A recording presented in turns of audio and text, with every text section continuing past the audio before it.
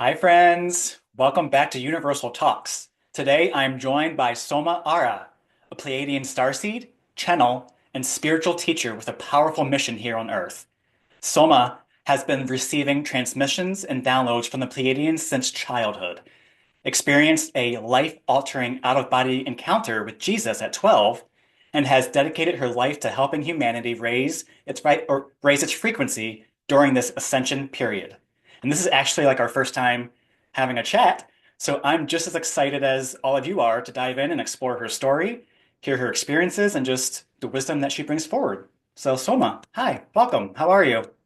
Hello, Kenneth. I'm delighted to be here and finally connecting with you on a live, um, Yes, yeah, on an interview. Um, yes. and it's the main way that I really connect in with people now is on interviews. Mm-hmm. Whether it's a live or it's a recorded. Yeah, it's interesting times, isn't it?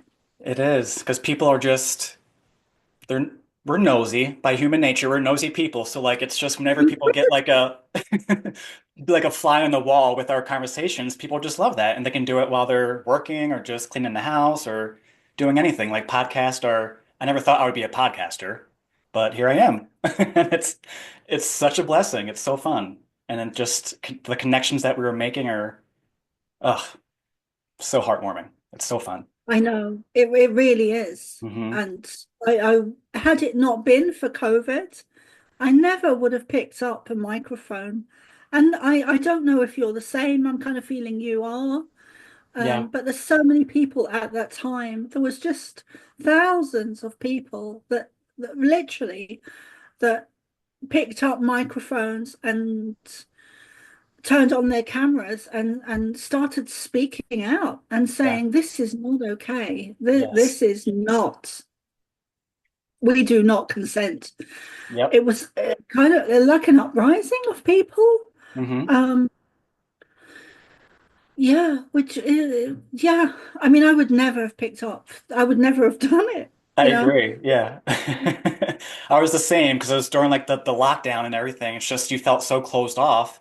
And so because of that, that bred this awakening in people to connect more. And so I've always said like us light workers have infiltrated social media in a way that they just were not expecting, like at all. So yeah, it's an honor to be here with you and connecting. 'Cause I'm pretty sure, like we said before the recording, I think it was 2020 when we actually connected on media. So it's, yeah, it was a very shifty year, very shifty. Yes. Yeah. Yeah. And it's been a wild ride ever Oh my since. gosh. Yes. It really has been. Like it's been like 2 decades in the past 4 or 5 years. Whew, it's a Yeah. whirlwind.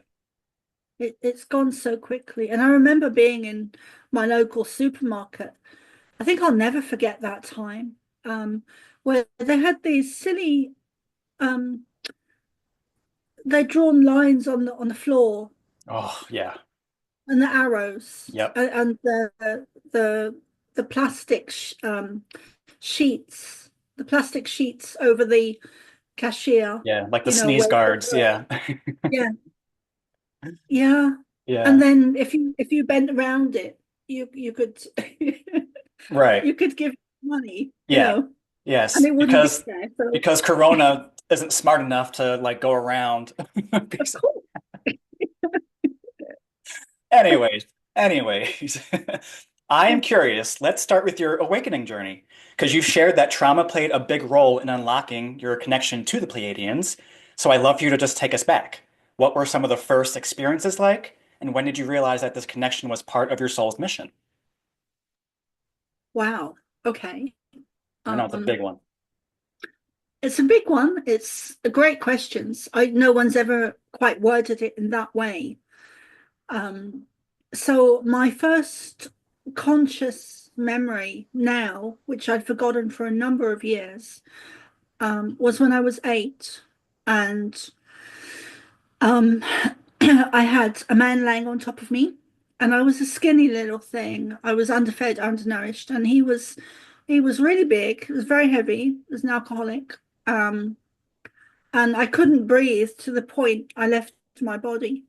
Mm. And I connected in with the Pleiadians. I didn't know who they were at the time. I had no idea. I was just in shock, in trauma. I didn't really know what was going on. Yeah. I was quite an innocent child, and so I was only 8, and I wasn't really aware of sex or, the genitalia, or Yeah. wasn't aware of that at all.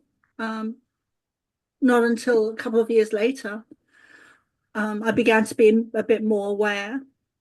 Um, but I left my body and connected in with these beings, who are the Pleiadians. I now know were Hmm. the Pleiadians, and um, then I came back into my body. It only lasted a few minutes, Okay. and they had a very short message, and it went something like, "Don't worry." And they were very calming, very, very soothing, very calming, very loving, very still. There was a stillness with them that was, everything's going to be okay, Yeah. kind of stillness that Yeah. was very strong. I remember that the peaceful feeling with them was it to the extreme, that they wanted to ensure that that filtered into me, that sense of peace Hmm. and tranquility, and that it doesn't, no matter what happened in the next few minutes, I was going to be okay. And that really was, they they gave that to me without words. Yeah. That was a feeling they gave very strongly. And they said, "Don't worry, this will only last a few seconds or a few minutes." And it didn't last very long at all. And then my brother came in. Um, and it's quite strange because I could see him in my mind's eye in the corridor. We had a long hallway in the center of the flat, and then rooms came off that.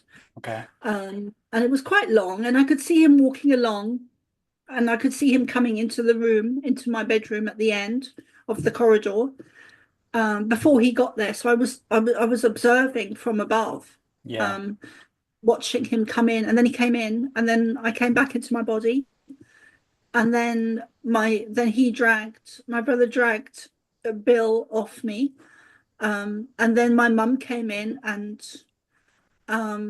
started to, she wasn't aware of what had happened previously before she entered the room, with Yeah. what she was aware of what Bill had done, who was her boyfriend. And then, so of course I say of course, I don't know, but she started to hit my brother, because all she could see was my brother was hitting this, her boyfriend.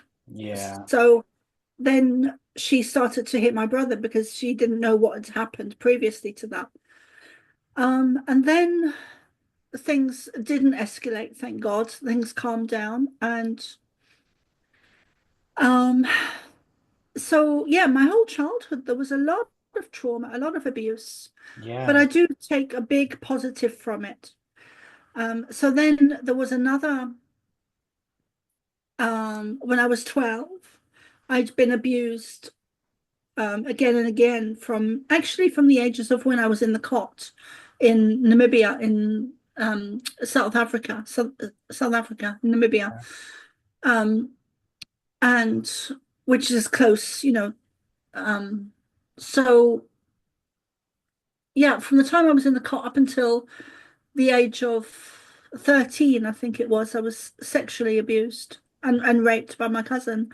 And then from the age of 13 to 16, there wasn't really any sexual or abuse or rape.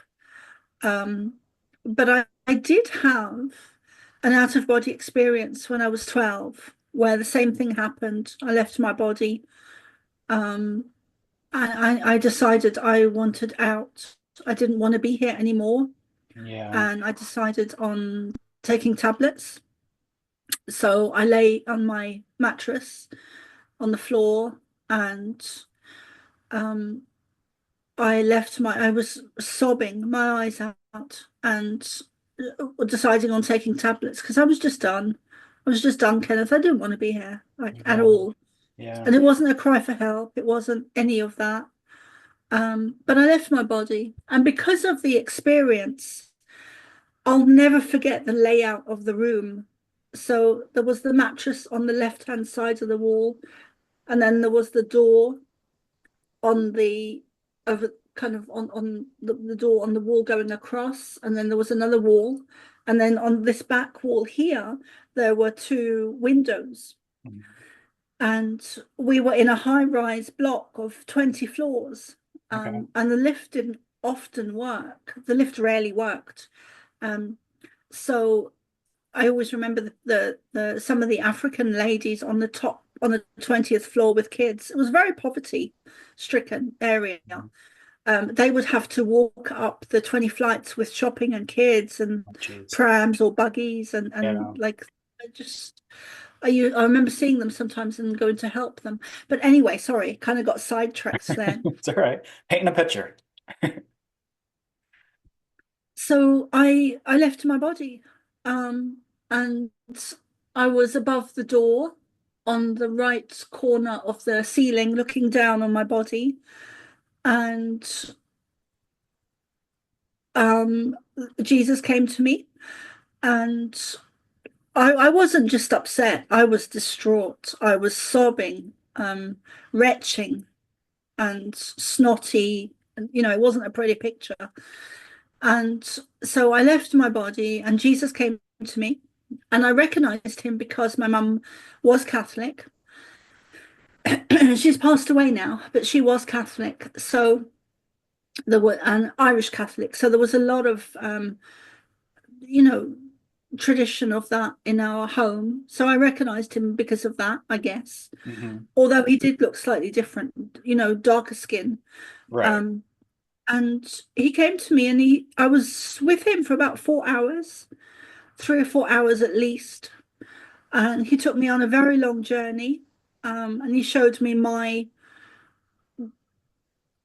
life and why things at that age and why things were happening and karma and what was going on. And it really showed me a lot of my stuff and what was going on, really explaining it to me.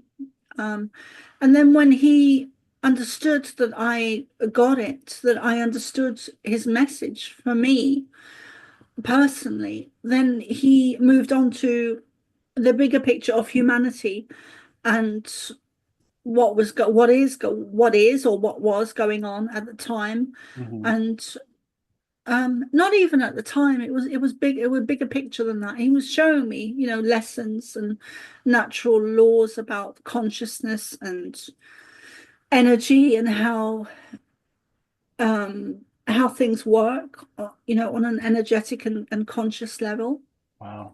And then when I came back into my body, um, so I was gone about 3 or 4 hours. When I came back, I was totally blissful. Just I'd gone from one extreme to the other. Yeah. And that's how I always knew it was a real experience because those that scale of emotion doesn't happen without something profound happening, Mm. um, or um, or taking something, whether Right. um, whether it's pharmaceutical or whether it's some kind of hallucinogenics or something like that. Right. And I hadn't done that. So at that age, so I always knew it was real because of that. And I never spoke to anyone about it. I never told anyone, Oh, wow. not until I think it was 2004. I was living on Holy Island. Um, and that would have happened back when I was 12. So, and I was born in 74. So it was back in the 80s that would have happened. So that Wow. was a good 20 years that I didn't tell Yeah. anyone. That's But when incredible. I came back, I was just so blissful for about 3 or 4 weeks, and then that gradually ebbed away. And I've realized over the years that it wasn't just an out of body experience, but it must have been a Kundalini awakening Mm. of some kind because I was just blissful, like nothing mattered. Right. And yet here I was, still in the same house, the same people, family around me, the same teachers, the same school, the same, nothing had changed Right. except I had changed. So Exactly. everything was different for me. I came back with a completely different everything, a different understanding, a different perspective, a different, I was more aware, I was more conscious, I was more awake, I was more expansive. Mm. Hmm. Wow. Wow. So you mentioned that you recognized Jesus just through your religion. What did you think, or who did you think the Pleiadians were then when you visited them? Did you just think they were angels or aliens or what? So well, I believed they were my guides. Okay. Um, just after that experience, that experience really changed everything for me. I'm sure. I it did, it really did. It was such a major event in my life. I stopped going to school after that. I began meditating at home. I didn't know what it was called. I just would sit on my mattress cross-legged and just zone out. It brought me peace, it brought me tranquility. It brought me an escapism Mm. from what was going on at home with an alcoholic mother and violence and abuse and addiction and blah, blah, blah, blah, blah. Yeah. And being bullied at school as well when I was at primary school. Yeah. So after that experience, I just, I didn't want to know anything from the school. I didn't want to talk to anyone. I just wanted to kind of isolate in my room and read and meditate. So I began meditating in that way. And then I would go to the local library every day and just get all the books out I could, on everything, on all the esoteric subjects. So I was reading Edgar Casey and um, uh, Doris Stokes, who was a famous medium in the UK. Okay. Um, and I was reading those types of books. And that was from the age of 12 till 16 when I left home on my 16th birthday. I couldn't wait to get out there. And I've heard someone else say that recently as well. Actually, Greg Braden said that the other day on an interview. I think he was 14 when he left Oh, wow. because he just couldn't wait to leave. Similar circumstances. Yeah. Um, so, and he was 14, which would have been illegal. He was saying that on the interview. Um, but of course, it was back in the day when, there wasn't the rules and regulations Yeah. Yeah. um, that were being adhered to anyway. So, and I did try to go to secondary school, but the Pleiadians put a wall of energy up in front of me. So I actually couldn't physically enter. And I didn't know it was the Pleiadians. I really didn't. I just thought they were my guides. Okay. Um, but I always had that from being in the cot. Around that time, I was always connected to my guides and spirit. My granddad when I was 9, and we lived in Ireland for a number of years when we left South Africa or Namibia. And I would be in the garden in Ireland, in rural Ireland, playing with nature spirits and fairies and elves and tree spirits. And I just love nature. I always have. It's my way to connect to Mother Earth. And Mm. so I was one of those weird little kids, and very connected to nature and spirit and spirit guides, and had a lot of downloads from the age of, I would say, 8. I was going to say 12, but it probably was 8. That initial conscious memory. I'm sure there's Oh, memories. oh yeah. Wow. So during like all of this, you didn't share with your mom or your brother, or did you have anyone to talk to about any of this? I didn't want to. I felt like I was on a different planet. Yeah. Um, so I really, yeah, I did. There was a couple of years when I was in primary school. I think from around the age of 7 till 11, perhaps, where it was, no, it would have been 7 till about 9, where I would talk about things and what I was seeing, and people started to look at me. And spirit stepped in at that point, and thank God they did, because they told me you have to stop talking now. Yeah. People are talking, Yeah. um, and that they will lock you up. So I remember the day actually. I was talking one day about Jesus, and this was before my out of body experience with him. Hmm. And I was at school, and I was talking about consciousness and God and Jesus, and even the teachers were starting to look at me. And um, so when I was walking home that day, I remember Spirit stepping in and saying, "You need to stop talking now because they will start taking action." Yeah.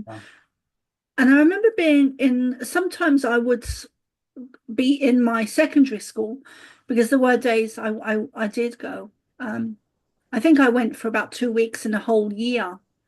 Um, and I remember very vividly looking at the other kids and seeing their auras, and also the teachers, and energy. And so I was one of those kids.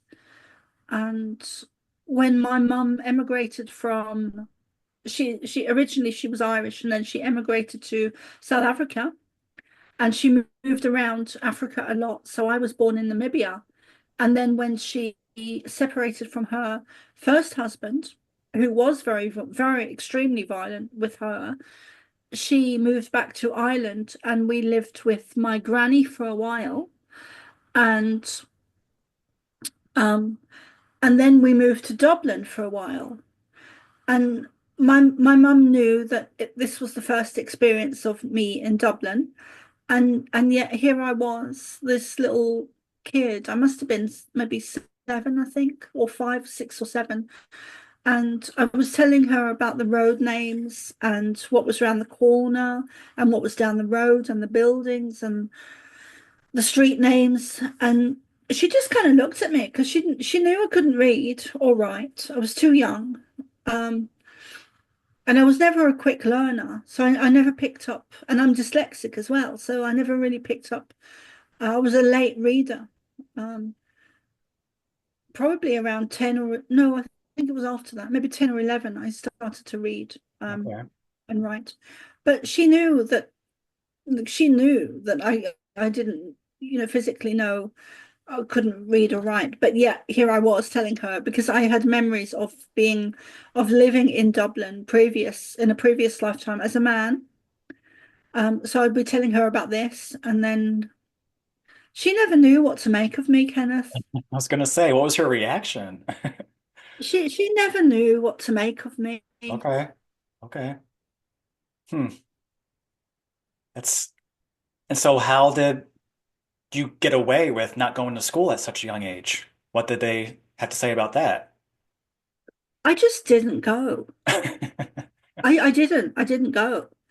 Well, actually, that's not strictly true, because there were times, I think maybe 4 times, where I did. I got up, got dressed, and it wasn't like a 5-minute walk down the road. This was 2 bus journeys, and it was an hour, half an hour on each bus.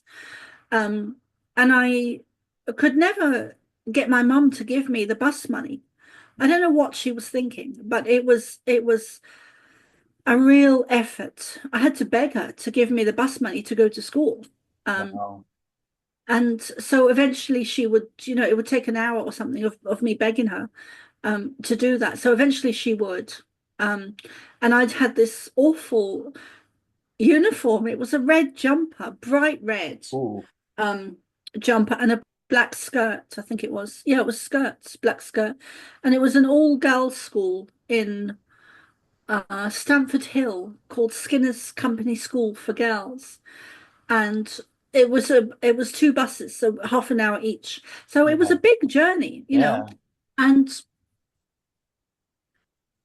so I would get there, and there was this wall of energy in front of the school gates that held me in this vortex where I just couldn't move. Hmm. And I didn't know at the time what this energy was. I was Yeah. more worried about what people would think that were watching me, because people would be walking by, looking at me, looking up at this gate, and I'd be aware of all this energy around me, and I just couldn't move, and I was held in this vortex of energy. And the vortex of energy around me was separate to the wall of energy in front of me. Yeah. Um, and the Pleiadians would be talking to me, and I was more worried what people walking by would be thinking. Um, so that happened about 3 or 4 times, and in the end, I got fed up of doing that, because the journey, and then the begging her for money, and which was only a couple of, like, it was £1, I think, at the time. So it would have been two or £3. So it wasn't very much. Right. Um, so I just, I was a very strong, determined little kid. Like, people would say things to me, and I would just go off and do the total opposite. Um, which is kind of, like, now looking back, it's funny. It But is. I think at the time, my family, I gave them a really hard time. Sounds like it. Um, I did. I did. I would not. So I was born with a very strong sense of determination, and I would not listen to anyone. I would not back down. It was my way, or it was no way. Yeah. And funny, but I don't know why I'm bringing Greg Braden up, but he was saying the same thing. I think that's why I'm mentioning it, because he was born with that warrior type spirit, and he was saying it, Mhm. and it um was sorry, I'm kind of going off there, but No, I resonate um, with that too. I'd say a lot of us star seeds, light workers, whatever you want to call it, we have that innate, just like resistance towards like authoritative type controlling situations. We're just like, No, nope, I don't think so. But like in a loving way, not like in a rebellious, angry way. It's just like no, this isn't right. So I see what you're saying for sure. I get it. And I love Greg Braden too. So you can bring him up all the time. I love all of his work. He's an amazing person. He's like on the top of my bucket list to have on the podcast, actually. That'd be amazing. Yeah. yes, So like when yeah. you communicated at that time before you actually knew they were the Pleiadians, like what was that communication? Was it just like through the just you could hear them? Did you actually see them? Was it just a knowing? What clair were you using? I'm curious. I mostly could hear them. It was Okay. mostly telepathic, but I was aware of them more in the distance. Well, that's not even true, because I could hear them, Hmm. like, talking to me, and I always had a sense of them being here on my right hand side. Okay. And sometimes Ashtar is normally behind me, um, th- but they're always within my vicinity. Yeah. And then sometimes I do kind of see them at a distance, but in my mind's eye. Okay. That would be clairvoyance, I guess. Yeah. Yeah.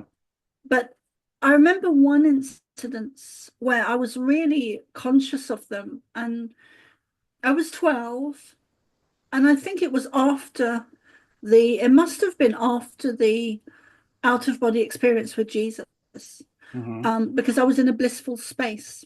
And I walked into the lounge, and my mum was watching the TV. She was watching the news, and the Sphinx was on the news. They were talking about Egypt and the Sphinx. Um, And I was held in this vortex of energy again, and I was in the doorway of the lounge. The lounge was quite large. We had quite a large flat back in the day, even though it was in a area full of poverty. It was a large flat, you know. Hmm. Um, and um, so the lounge was very large. So the TV was way over in the corner, and the Sphinx was on the news, and I was held in this vortex of energy in the doorway, and I was getting this download of information, and I could see or sense someone on my right, but it came from the right, um, and they were showing me in my mind's eye. I could see the Sphinx as well, and they were saying that the Sphinx originally had a lion's head, and that going down as you look head on, I think it's the right paw. I was seeing steps going down and an area or a space or a room that was secret. And they were showing me that there was information or important documents or something important in this room. And then I could see in between the paws in the center, there was like a door or an entrance there that I think has been blocked up now. And um, yeah, and that happened when I was 12. I never told anyone. I never told anyone. Hmm. I think when they said to me, "You have to stop talking now, Yeah. because things are getting serious. You're getting older, and you need to be quiet if you want Hmm. to continue. Otherwise, you're going to go down this very different pathway where you'll be locked up." Yeah. Um, Yeah. and Especially in I, those times, because even I had a similar experience, but I was probably more like middle school age, so probably not too much older than where you were, where I had like the download or the knowing of like, okay, stop sharing everything that you're sharing because you're starting to scare people. Like the friends were starting to get old enough to realize like, hey, this isn't a party trick anymore. Like, how do you know this shit? And as you said, like teachers and just older people were starting to catch on, and but thankfully we moved around a lot, so I wasn't like stuck in one area where if they started talking, it didn't get too far. I just became the mysterious kid in another area, another school, another state.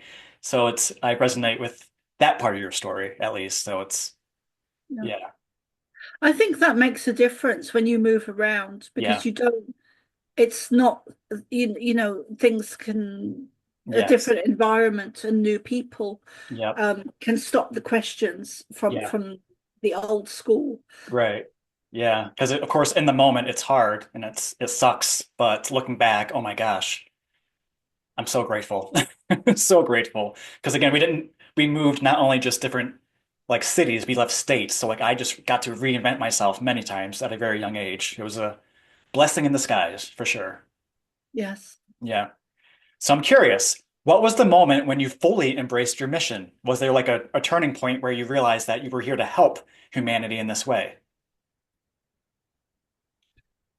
Yeah, it was during, it was much later on actually. It was in, I think 2010 or 2011. I was doing shamanic training in Ireland Okay. with a shaman called Paul O'Halloran, who's Irish. And he was in Galway at the time. I was training with him, and we were having a weekend, and I was training. I trained with him for about 2 or 3 years, and we were having a weekend session where we were doing ayahuasca and a shamanic journey where I had left my body again, and I went into the universe, and I could see the night sky and the stars and the planets and suns and moons and just the planets. I was in the universe traveling, and Yeah. I was with my guide that I call Many Moons. Ooh, I love that. Um, yeah, it's um he's yeah, I have a very strong connection to him, and um that was established years before that. Actually, when I was a child, I used to have memories of having a lifetime in um Native America, which is where I connected with him in this lifetime. But Okay. I was also with him in that lifetime. Beautiful. Um, and so in this shamanic journey, I was with him, and I was up looking within at the universe, and I was and I was also with the Pleiadians, and they showed me and him many moons. They showed me my mission, my journey, why I was here, and again, it was a very profound experience for me where they that nothing nothing could shake that belief in that. It's not even a belief, it's a knowing. Yes. Yeah. Because they made it very clear what my mission and purpose and why I'm here. And a big chunk of that, a big part of my mission is to channel the Pleiadians, um, and get their message out. That's a big part of my mission. Mm. Um, and yeah, So for those who like don't know, let's break down like what would you say or how would you explain the Pleiadians to those who may have no idea? yeah. You're asking really great questions, Kenneth. Thank Really you. good. Thanks. Um, thank you.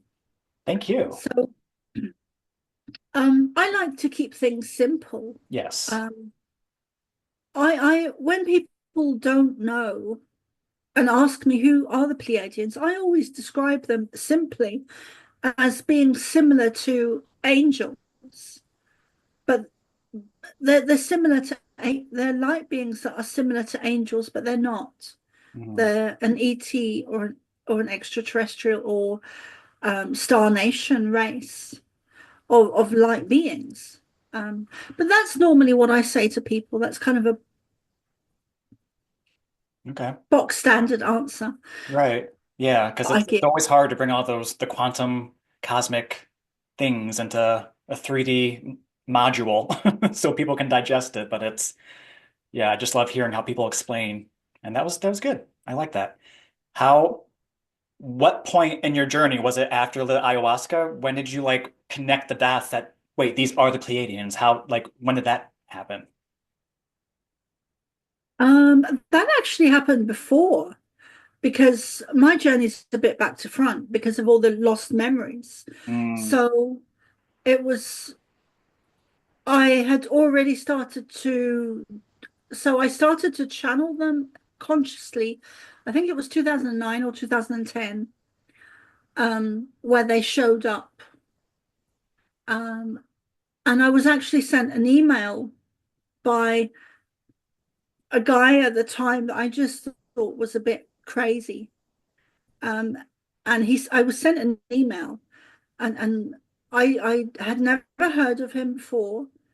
Um, and I was living in rural Ireland in Lewisburg, and I had just left a man I was married to. I wouldn't even call him my husband these days, but because it wasn't like that. yeah. Um, it wasn't a traditional marriage in that sense, but he was Tibetan. He had been a monk. Oh, He grew up in Tibet, and it was a very bad marriage. And I was very, very depressed, very unhappy. And I started to write um, when I was in that marriage. And I would guess you could call it automatic writing. mm, But then I left him and I moved to Lewisburg, which is a rural place in Mayo. It's on the beach. I had a house on the beach. Not ooh, a very nice house, um, very run down, but it was huge and it was on the beach, literally. So yeah, it was beautiful in that sense that I'm sure.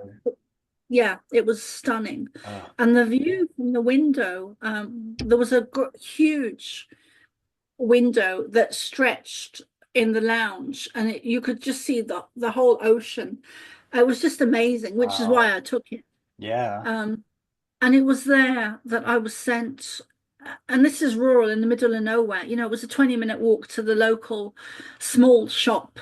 Okay. Um, and so I was sent an email by a guy saying that, hi, I was given your name by the Pleiadians and we should work together. And my initial reaction was, this guy's crazy. Like he's a bit loopy. Yeah. So I wrote back and I said, yeah, that's great. And thank you. And, um, but it turns out, and this is another major event that occurred in my life. And the guy's name was, so after he sent me this email, I had started, the Pleiadians actually turned up and Ashtar turned up behind me. And because I'd been doing the mediumship since I was a child for so long, Ashtar, I could see them very physically, and they turned up as if they were spirit. There was no difference really, except they had this etheric, luminescent energy about them that you wouldn't see with a normal spirit, Okay. or at least I've never seen with a normal spirit. These were extraterrestrial. I Mhm. guess is you know perfect word, but illuminescent beings. And Ashtar stood behind me, and then there were other beings the same as him, other Pleiadians behind him, and then going off to his left. Um, and then he turned up like that, surrounded in a blue type energy, blue aura, sparkling. And he said, hello, my name. He actually said hi. He didn't say hello. He said, hi, my name's Ashtar, Commander.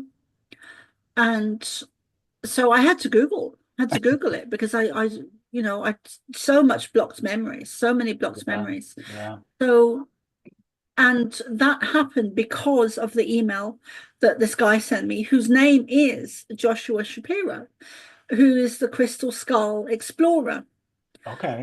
So the events unfolded like that. And then jumping forward, 2010, 2011, I think it was about a year after I'd already started doing the shamanic courses. And then I was shown that image of my mission and Okay. purpose and why I'm here. And And then I began to have memories as well during those courses of having connected to them as a child. So Mhm. it's kind of strange how, like, my life has not been, I didn't start channeling them as a child. And then, well, I did, but I'd forgotten Yep. all of that.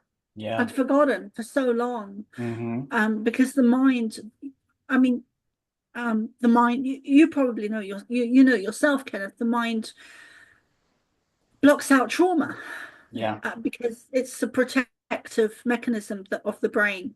Exactly. Yeah. Wow, that's fascinating. I'm curious though, like then and now, how do you discern what's coming from them versus just your own intuition? Experience, Okay. experience, and building relationship with them, relationship with spirit, or whether it's your granddad or the Pleiadians or Arcturians or Andromeda or Syrians or Lyrans, whoever it is, or spirit or animal spirit guides or even Jesus. It's a relationship is a relationship. It's built on trust and understanding and communication and energy and trust and even telepathy. Hmm. So there was one time where I'd been channeling for I guess maybe 2 or 3, 4 years. And I was deceived by a group of beings or a being. No, I'd say a group of beings. But I've learned through experience and through time and repetitiveness of knowing their energy and the way they show up and the way they work with me sometimes does change. Mm. Um, but it's building a relationship is it's very similar to any relationship, whether it's a physical or friend or in spirit. There's not I don't there's not much difference there. Mhm. So it's building trust and learning who they are and feeling their energy um and that's definitely a familiarity that I feel now with them. But as I've gotten older, um they used to step in and step out, step in and step out all the time. But these days it's like they don't step out anymore. They're just constantly with me now. And I think that's the same for a lot of people. Yeah. Yeah, with the collective consciousness just finally getting to that frequency, they're able to just stick around longer, I feel like, or just we're able to perceive them easier, perhaps. Yeah, it's common. It's very common. What is the strongest message that they've been emphasizing lately? Because just with all the shifts happening on the planet, like, do they have like a message that just keeps coming right now? Yeah. um just breathe, um, relax, take it day by day, because sometimes I do get very overwhelmed um, with the energies we're in. Um, so breathe, relax, one day at a time, try not to do too much. And collectively, it's grounding is important. Um, Connecting in with the earth, walking on the earth, connecting in, really taking care of our bodies, Yeah, diet, nutrition,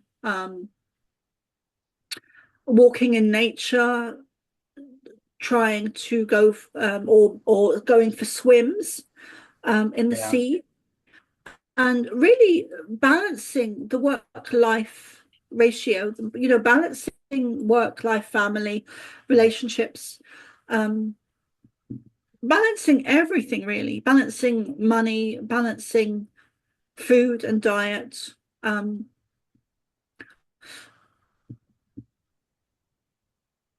what else do they say?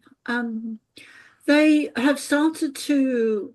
Um, I've become very progressive in my channeling over the years, noticeably since 2019, um, and especially within the last 2 to 3 years, where the channeling has got very progressive. Um, Noticeably so, and so the messages that they share are always loving, always kind, always honest and direct, and some of the more specific messages. So that's kind of the feeling that they come in with, and always a mhm, tremendous amount of love. yeah, um, but some of the messages they share are very specific about our history and science that we've been lied to on a mass scale, and they've gotten very specific with that with me, where they've recently, over the last year, they've shared so much information mm, about our past history, to do with Tartaria, to do with the giants, to do with the dinosaurs, to do with um all the hidden things beneath the earth, and the tunnels. A lot of this they did show me as a child. Um, but and then they also do the predictive stuff as well, where they predict certain events, or and they mostly do that regarding weather. They did predict Hurricane Helena. They predicted mhm. that it literally 1, 2 or 3 weeks before it happened. Wow. And then I was kind of um, in um, manically trying to get as onto as many interviews as I could to get out the information. Mm, Um, So I don't like it when they do that so much, because it's it can be hard to balance those energies. Sure. Because I was trying to warn people, and I'm very hard on myself. I'm my own worst enemy, really, in the Yeah. sense that I um I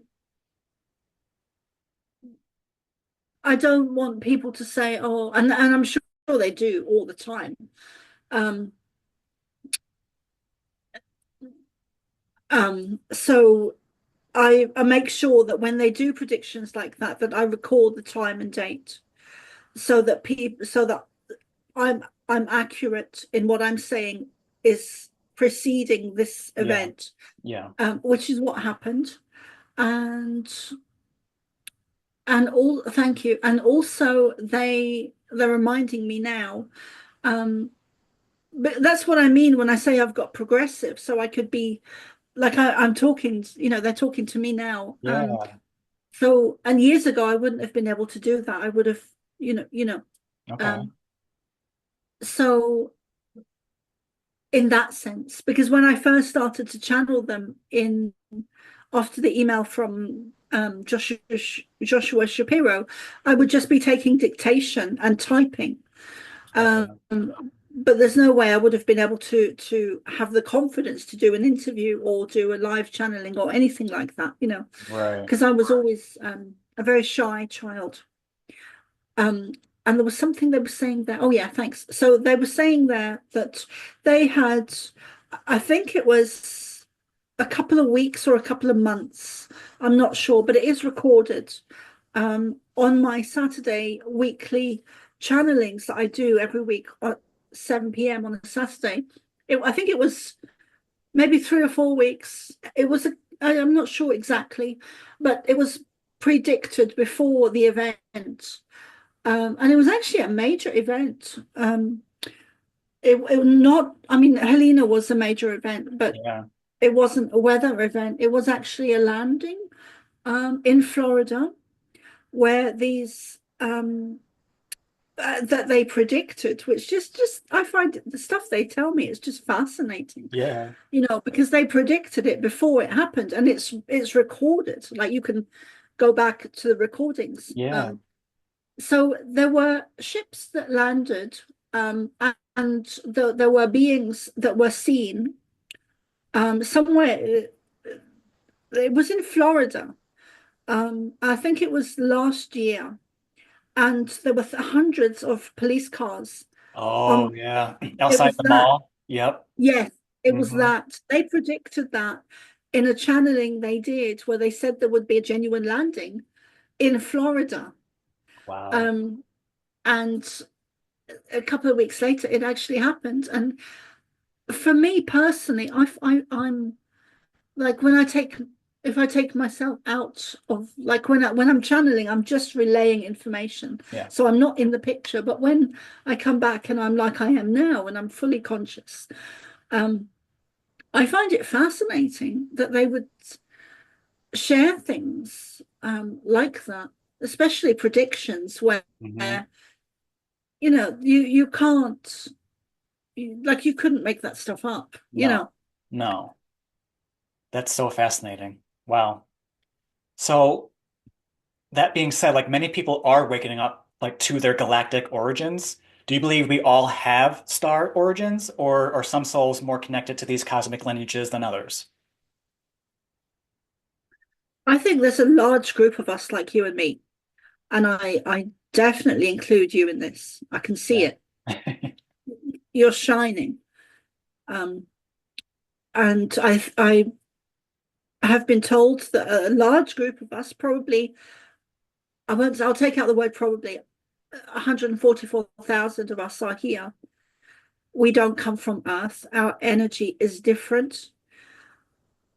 We're not from Earth. We Yeah. have something extra that doesn't fit in, that stands out, that is different, doesn't blend in, doesn't fit into the school system at all.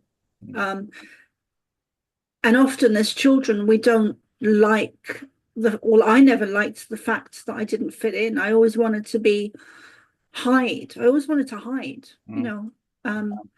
And I was always very noticed, not least by men, but also the teachers and the kids, and like everyone saw me, and I right. just wanted to hide in a wardrobe. Yeah. But yeah, so we're here en masse for a mission, a purpose to help assist humanity because we are different. We are the warriors of the light. We are here to make a difference as starseeds. We are different. We're energetically different, physically different sometimes. Mhm. I mean, when you look at people like what is her name? Mariana, or I forget her name now. I'm sorry, but she's a starseed that she's done an interview with another woman who I can't remember her name either. I'm horrible with names. It's okay. Yeah. Um, but she looks very Pleiadian. Mm, She, yeah. and she's got very big eyes and long, beautiful blonde hair. Mariana something. Okay. Um,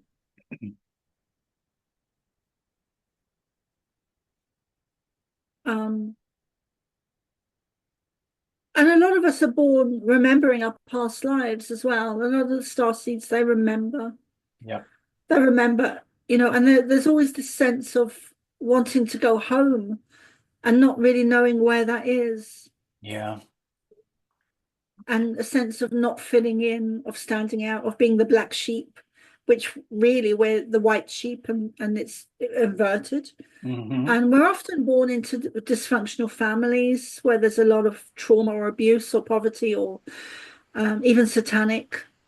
When Teal Swan was had a lot of Yeah. yeah, Yeah.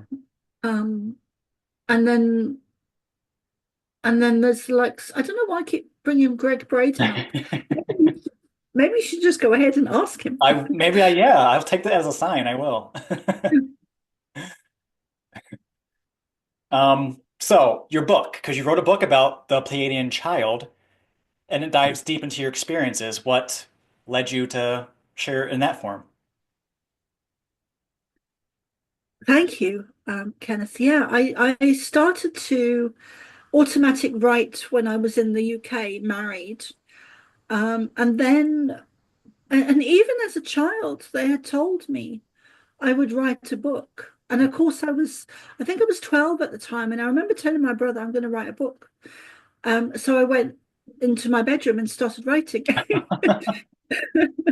um, and of course, I didn't that didn't continue. Like I stopped writing, probably within a couple of days or something of starting Mm. when I was 12. Right, right. But I hadn't realized when they said you're going to write a book that that was the first book they were talking of Oh, or wow. speaking of, when the Pleiadian child. So I began to automatic write, and then I moved to Ireland, and then I was sent the email, and then I began to channel consciously. And I'd already started to write some of my childhood experiences, and I thought that's what the book would just be my um, childhood memories, Hmm. which was actually very hard to write because Yeah. I'd forgotten so much. I actually had to go back and sit and at the laptop, and as I was writing, I would be remembering in detail, second by second, of what I had to replay it Yep. in my mind and Yeah. then write it, which brought up a lot of emotion, and it was very healing as well, Hmm. very healing. So that was great. And then I started to channel the Pleiadians around the same time. So that was included in the book. So Okay. there's three different sections in my book, The Pleiadian Okay. Child, which is by Carol Ann Noonan, which is my birth name. And it wasn't until later on that I was given the name Soma ARah. So that is my first book. And then my second book is more recent. It's called What's Really Going On? pandemic. And that is banned on YouTube. Sorry, I'm banned sure. on Amazon. Yeah, I'm sure. yeah. And that's available on my website, which is somaarah.love. And I think it's €3 77 or something like that. Okay. Yeah, we'll put all the links in the description for sure. Yeah, yeah. Thanks, Kim. Yeah, and what do you hope that readers take away from reading these books?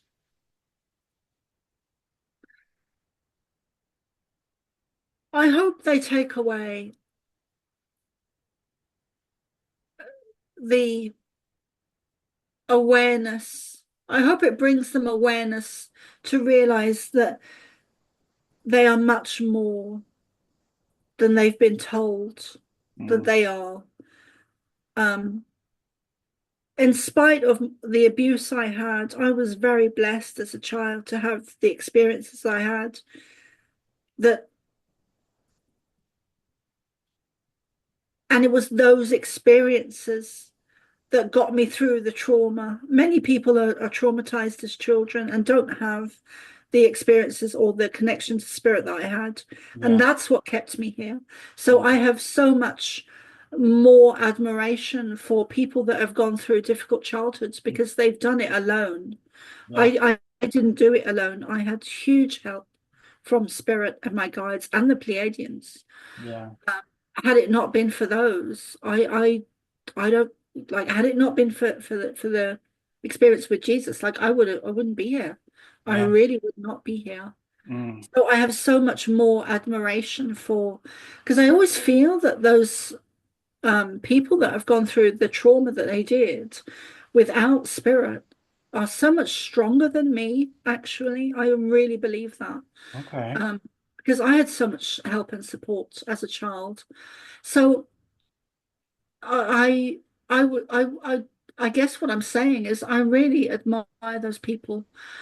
Um, their journey has been much more difficult than mine, for sure, and they're stronger Mm, because they didn't have that help and support that I did. So I right. was very blessed, and I guess I would like to say that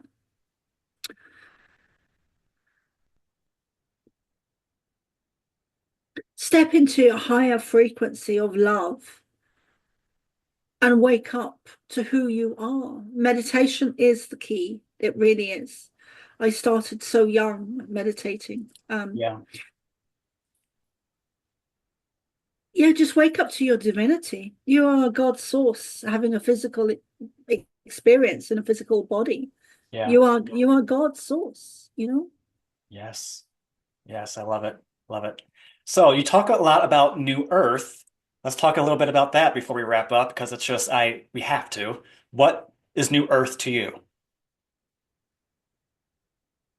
It's a new evolution, it's a new era, it's a new humanity, it's a new earth, it's a new beginning, it's a process, a stepping into an evolutionary period that we've never seen before on Mm, earth, not in the way it's happening.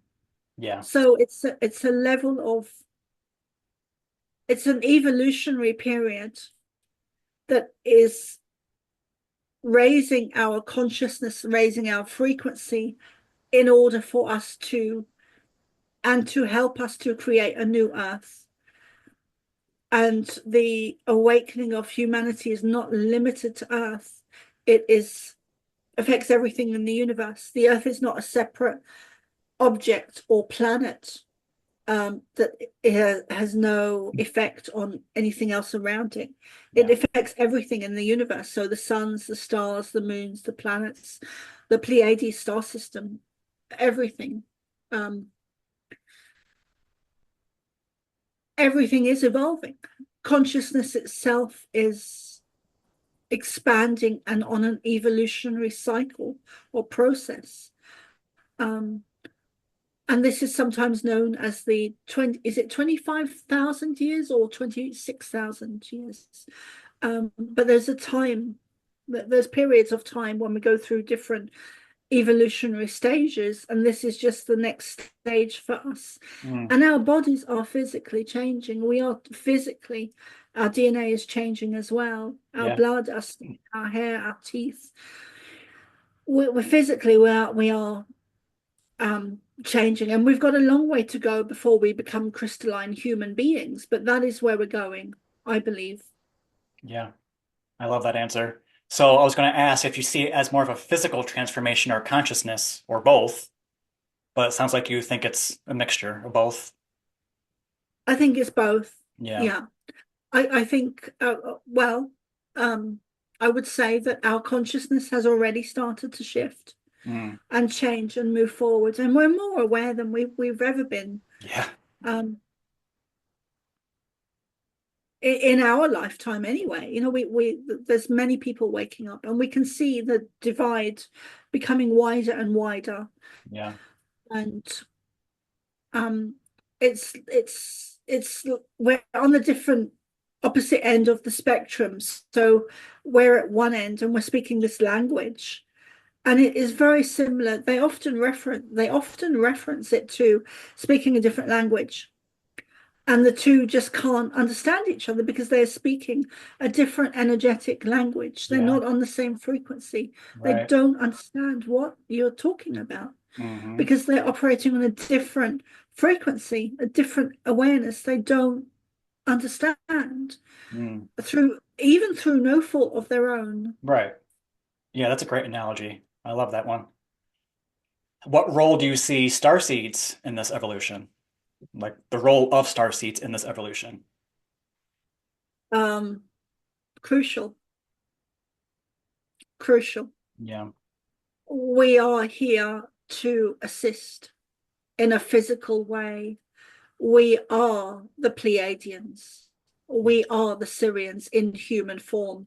We are hybrids. We, Yes. we are. We Yeah. are hybrids. We are able to withstand many negative attacks that most normal people wouldn't be able to, Mm. whether they are through being abused or technology being used by some of the three-letter agencies such as voice to skull technologies, Yep. which are very real. Oh yeah. Um, and so our bodies are uh, our energy is stronger. We've been training for thousands of years, from lifetime to lifetime to lifetime for this time now. Mm. And we are different, and we are here to assist humanity in this waking up process of Mm. ascension and consciousness evolving. And Atlantis actually has, they were talking about this yesterday. They've been talking about it for the last couple of years, the reversal, what they call to me the reversal of Atlantis, which is a parallel timeline to now. Oh yeah. Except at Atlantis, we stopped and we didn't evolve. We allowed the negative agenda to overtake us. Yep. And so we devolved.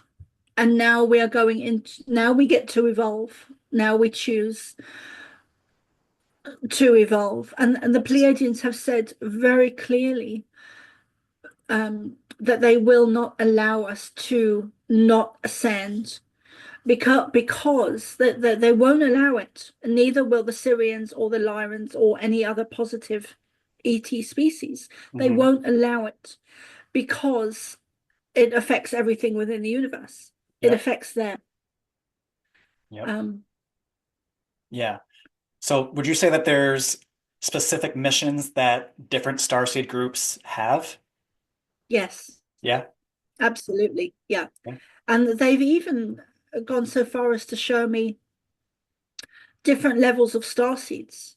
So Mm. we're all star seeds, but we are all at different levels. So there's some older star seeds, some younger star seeds, some have different missions, some have used different tools. So some would be more into writing and art, some would be more into um, doing interviews and podcasts, some would be more into healing water, some would be more Mm. healers. Yep. And then they've also said that they will be um, this year they will be um, downloading and transmitting through me and probably others specific DNA codes that have been placed into star seeds that are specific codes that have been put into star seeds Yeah. in groups. So these DNA codes are they've spoken about one of them so far, not in a huge detail, but they did say in one channeling that the there's a code for that they placed into the star seeds to assist us in this lifetime now, and these codes will be revealed through myself and others. I'm not going to be doing this alone. Yeah. Um, and one of the codes they were talking about is the code of grounding, where we are physically, this code has been put into our DNA, and it is all about grounding the higher energies through our bodies and into the earth in a very, very physical way. Yeah. So as we do this, it it grounds us as star seeds, which we always most of us seem to struggle with. Hmm. Um, so we ground in the energy to the earth, but also it as we do that, the energy also rises up from the earth. So it's a two-way spiral. So it Hmm. goes up, and as it does that, it raises the frequency of um normal human beings on the planet. So Yep. that's important. And they've also said that we are as unique as our fingerprints. Um, we are as unique as our fingerprints. So Yeah. there's no even twins. So twins can be similar, but they have subtle differences. For So sure. none of us are um, the same. Hmm. None of us are the same, even twins. Hmm. Yeah. I'm Wow. very interested in what they're going to say about the DNA starseed codes and Yeah. Wow. That's also fascinating. I'm loving this. So we kind of touched a bit on signs of a star seed, but for someone who's listening who feels different or like they just don't quite belong, what are some signs that they might be a star seed?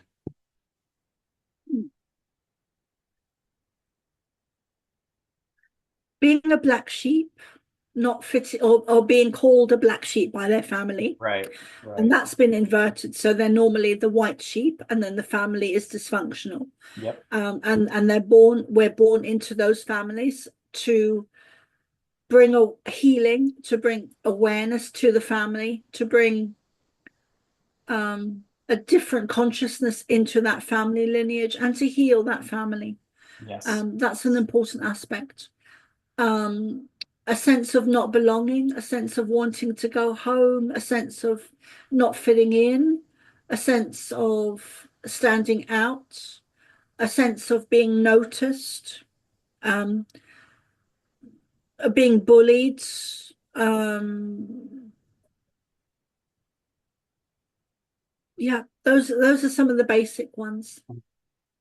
Having abilities that are not Yeah. normal, you Right. know, healing, telepathy, dreams, memories of um, having past lives, memories of being on a ship, whether it's happening in the dream time or it's happened in a previous lifetime, memories of um, living in different, even countries like Egypt, having a connection to Egypt, Yeah. memories of um, alien races, memories of being on ship, whether it's from the dream time or past life memories, Yeah. um, Okay. seeing energy, telepathy, knowing things. All of these are, I would go so far as to say, all of these things are um, signs of being a starseed. So there are many categories that Mhm. actually, like psychic and medium and healer and Reiki master, even shaman and telepathy, being able to see auras, all of those titles are actually a subcategory of being a starseed. Mhm. Okay. Yeah, that makes sense. And what advice would you give to someone who identifies as a starseed but feels stuck or disconnected from their mission? That is interesting because I just was given that information 2 days ago. Oh, awesome. Yeah, I did it on I think it was the Saturday night. What day we today? Monday. So Saturday, I had an experience in my own life, and then they channeled that information on the Saturday, on that evening. Okay. Um, yeah, it's interesting how things unfold It really sometimes. is. So they had said that um when we're feeling stuck as star seeds, it's not our stuff. We're stuck because it's an ancestral or generational trauma Mhm. or way of being. So for me, it would be issues around food to do with the famine and the Irish lineage, and also addiction issues as well in my family, and dysfunction and trauma and rape and all of that kind of stuff. Yeah. So I'm just using that as an example. Right. So because things get passed down from generation to generation to generation, and we now are the generation as starseeds to change that. So they were Mhm. saying the other day, when you feel stuck as a starseed, this is not normal people, but as a starseed, when starseeds are feeling stuck, which many of us are Mhm. in in the time we're in now, it's Yeah. not our stuff. It's because of the family, or the family, the generational ancestral. Um, Sometimes curses have been placed back, um, way back in the generation. So it's really, the stuckness is not our own energy because Mhm. we're not even from here. The Okay. stuckness is in that energy going back in the ancestral. That is where we need to look at. Yeah. And normally, when we are able to see something, whether it's a physical object or in the sense of a physical entity or a physical um, demon, because a lot of us do see demons, or it's a etheric, it's more of an etheric, or no, normally when we see something, it clears. Mm. So if you are, for example, if someone is getting attacked a lot and then they see the energy after a few days or a few weeks or a few months or even a few years, normally when you see that energy, it will clear and dissipate. Yeah. And the same is true for the ancestral energy or the Mm. generational energy, whether it's a curse. A lot of us a lot of us, our families have been cursed Yeah. by negative ET beings, which also is to do with the Catholic Church. Yep. Yeah. I resonate with everything. I'm loving this. For those who have been through deep trauma but don't feel spiritually connected yet, what would you say to them? Start loving yourself. Mm. Yeah. Start loving yourself. That's the most important thing. It doesn't matter if you're spiritual or not. It makes no difference if you have been traumatized and are stuck with that and not feeling spiritual. The most spiritual thing you can do is, if you're in that place, is to start loving yourself, Yeah. really loving yourself. basic stuff is to start kissing a mirror, saying, I love you. I Yeah. love um the, Tara Love Perry actually does programs called I Love You Me. Yes, I love her. Yes. Hmm. Maybe if you're drawn to doing to if you resonate with her, then do her courses. Okay. But and love is a huge part of this process, hugely, because they've said love is a frequency. And if it is a frequency, it can be measured. If it can be measured, it can be created. Mm. So, and we haven't been taught that as Oh, children. We haven't learned that from our teachers, from our parents, because it wasn't known back in the day. Or if it was, if people did know, it was they were burned as witches. yeah. So love is a frequency. Even if you're at the height of a dark depression, that can be cleared. And normally, when people are depressed, it's a wave of depression that comes over them because it's not their energy. Or waves of depression come over people because it comes from the outside. Yeah. It's an energy that is not yours, that Right. is, yeah. So love is you can create love frequency within yourself through sound, through music, through healing, through being in communication with the Pleiadians. Um, and I've learned that Jesus was Pleiadian, which is why I had the both going on as a child. I had the Mm. Jesus connection and the Pleiadian connection because he was Pleiadian. Fascinating. Um, yeah, so love is the most powerful force in the universe. There's nothing stronger than it.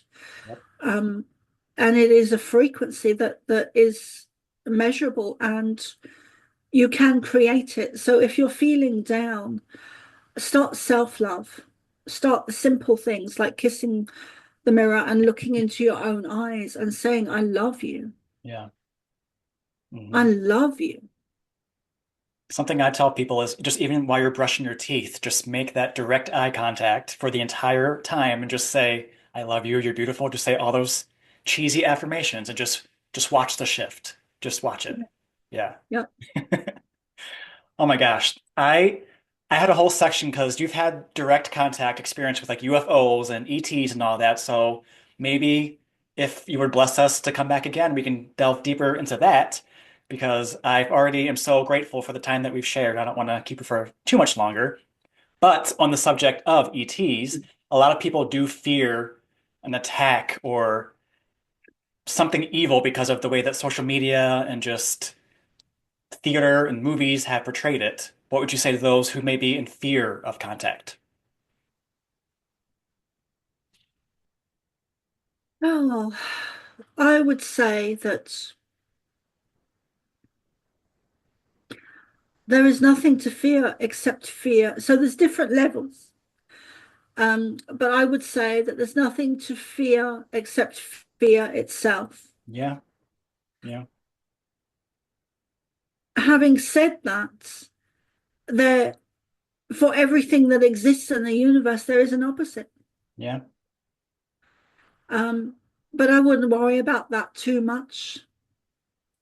The vast majority of people have positive experiences. Hmm. I think it's only the rare few that have negative experiences. Um, Yeah. And I would say like the the more negative experiences, like the grays and all of that, a lot of people need to understand that like not all of those beings are who we're talking about. The star system origin people, those are like more, I'll say man-made beings. I'll just leave it at that. I'll just leave it at that. Because again, I think it would be a great subject for you to come back and we can get more into that for sure.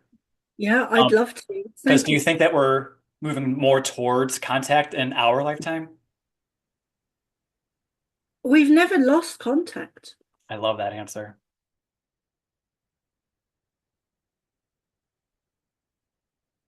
Oh, there you are. Sorry, we've never lost contact. Yep.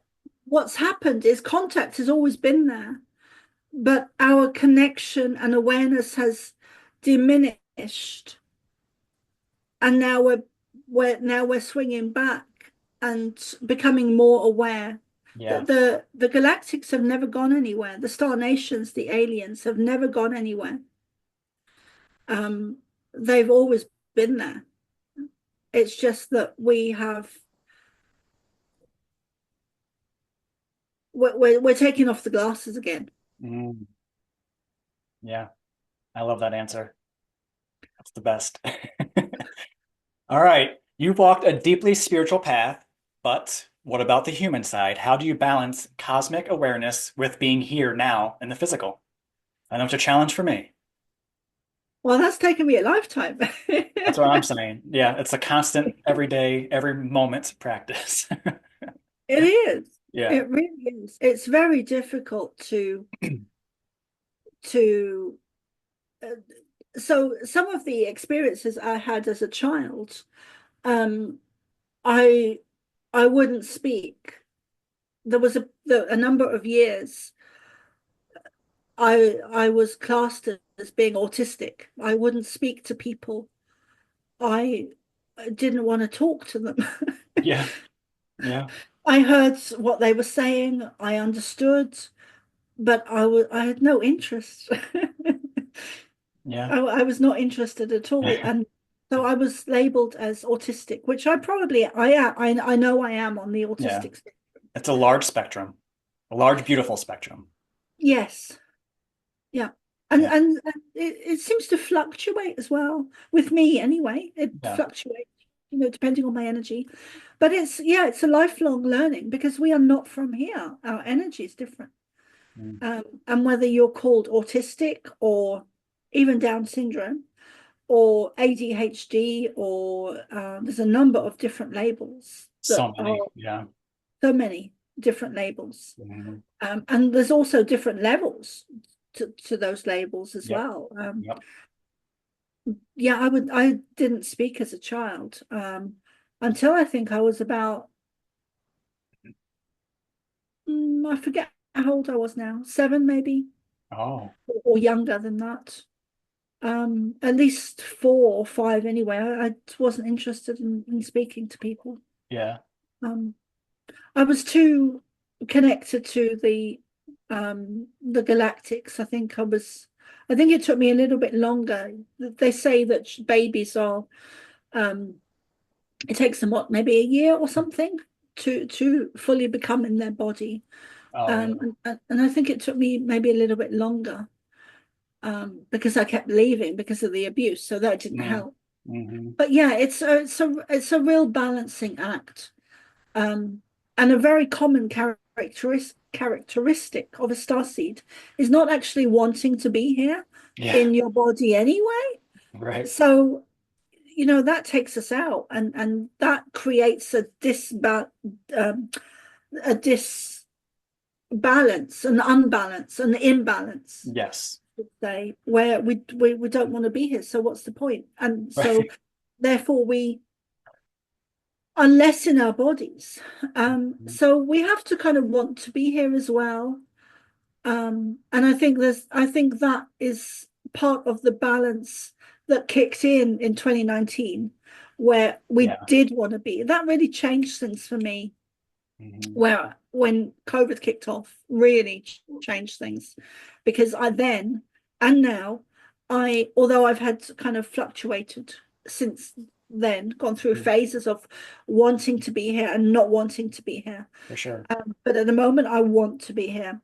Yes. But in 2019, um, before COVID, I didn't want to be here. And then when that happened, I was like, oh, okay, so I'm here for this. Yes. I'm not just having these spiritual experiences. They all actually mean something and have a reason for them because they've taught me different things. And now, because of this, I want to be here, and Yep. I want to bring forth the information that's been shared with me since I was a child, Hmm. And I'll leave you with a funny story. Oh, Well, please. it's kind of funny. Yeah. Um, so as a child, they told me a lot of things, um, and they showed me a lot about Egypt and even Rome as well. And um, they showed me that dinosaurs walked at the same time as man. I was very young when they showed me that, and of course I never told anyone. Um, but they had shown me that when I was very young, and I actually turned to them and said, "That is not true." And it's the only time I've ever said to them, "That is not true," because I didn't believe it, because it wasn't. I didn't believe it when they told me, but now there's proof of dinosaurs having walked with man. Yep. There's a lot of proof Oh, yeah. um, from different sources, different people, different evidence. Yep. So that's kind of it's not that funny, but that's kind of my funny story. No, I enjoyed it. Thank you. Because I've had similar downloads, or because I'm a very or clair cognizant type of a being. So like I same at a young age, I was like, why do I know this? It almost got frustrating and I got used to get mad. So like I don't want to know this shit anymore. Can I just be normal? But thank the heavens that never happened. So Yeah, thank God. yeah, I know. All right. This has been such an amazing, expansive conversation. But before we wrap up, what is one key message that you would like the viewers and listeners to take away? Love wins. Mm, I love that. That's perfect. That's perfect. All right, looking ahead, what's next for you? Any new projects or books or workshops for us to keep an eye on? Thank you for asking that, Kenneth, because I always forget to um, promote myself. Right. I kind of got used to it, but I used to hate it in the beginning. I wouldn't be doing it at all. It's hard, yeah. It is, yeah, because um, the yeah. Anyway, so there's a self-love that comes with that, that is that I haven't always had. Yeah. Um, so I've my work is progressive Yep. all the time. So I am now doing three different groups. Two have already started, and one is will start on the 1st of April. So I have a Saturday group where at 7 p.m. Irish time, where I channel the Pleiadians. Okay. And there's also a Q&A and then a talk afterwards. And then the Sunday group, I've recently started to do, um, which is a very different energy actually. But I've recently started to do, it began as a workshop of 17 weeks, and we did week 4 yesterday, Oh, wow. but they've since said to continue it. Um, so I do a channeling on a Sunday as well, and it's a different energy. Okay. Um, and both groups are by donation. Okay. Originally, it wasn't like that, but both groups are now by donation. And then the third group starts on the 1st of April, which is a group for people who've signed up to my paid Substack, whether it's monthly, yearly, or founder. Okay. So that's more of a private group. And I have two books, and I have my Substack, which I'm promoting a lot lately, Okay. which I have lots of added goodies and benefits. Awesome. And I have books that are in the pipeline. Yay. Um, yeah. Great. And I've started channeling for some. magazines, one called Spiritual Emergence, Oh, um, that is, yeah, uh, light publishing, I think it is, like technology publishing, which is based in, I think, Arizona, or they used to be. okay. Um,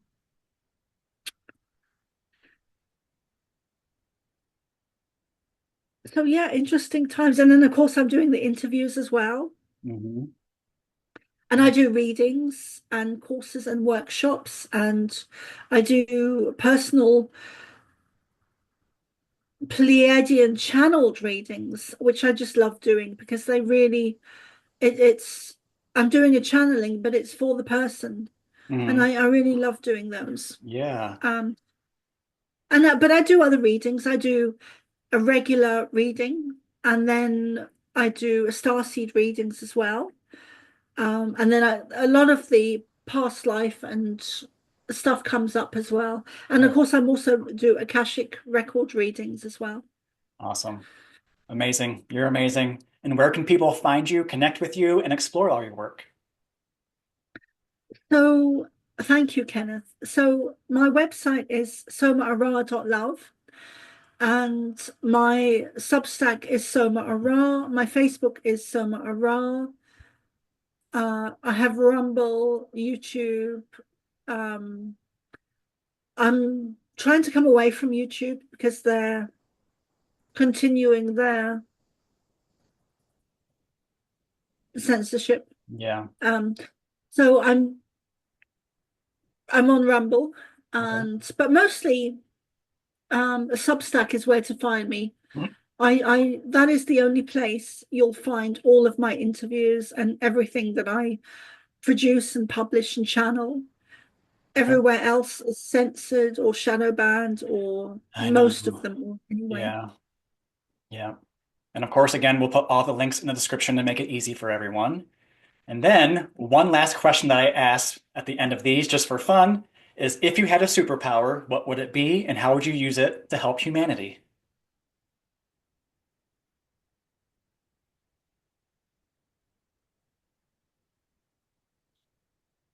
If I had one superpower, what would it be?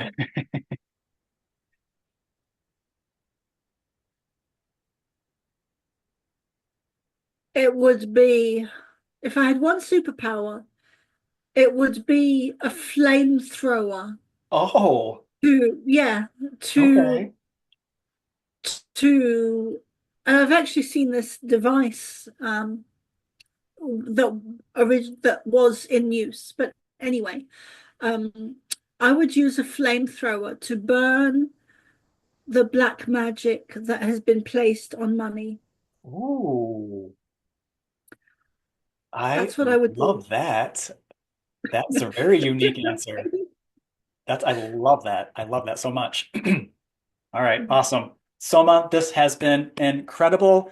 Your journey, your insights, and the wisdom you've shared today, it's just so powerful. So thank you for being here. Thank you for shining your light. And friends, if this conversation resonated with you, drop a comment, let us know what your biggest takeaway was. And if you're feeling the vibes, make sure to like, share, and subscribe, all that annoying stuff. But it helps keep these cosmic conversations flowing. And if you want to go deeper, check out Soma's work and her books. The links, again, are going to be in the description. And until next time, mwah, have an amazing everything. We will speak soon. And thank you, Soma.